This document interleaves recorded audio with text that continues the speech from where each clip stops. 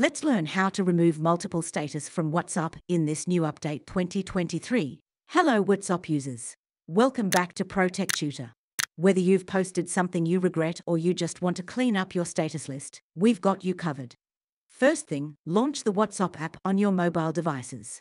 Once you're on the app, tap on the Updates tab located at the bottom left of the screen. Then, find and tap on your own status at the top of the status list. It will display all your current status.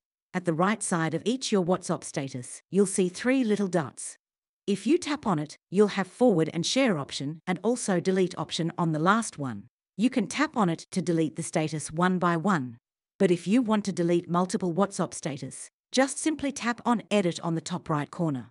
Now, tap on all the status that you want to delete. Once you're done, go and tap on trash bin symbol on the bottom right corner to delete the status.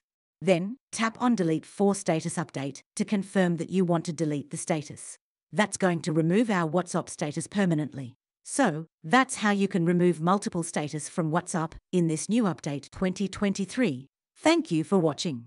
If you found this tutorial helpful, please give it a thumbs up and consider subscribing to Protect Tutor for more tech tutorials and WhatsApp tips.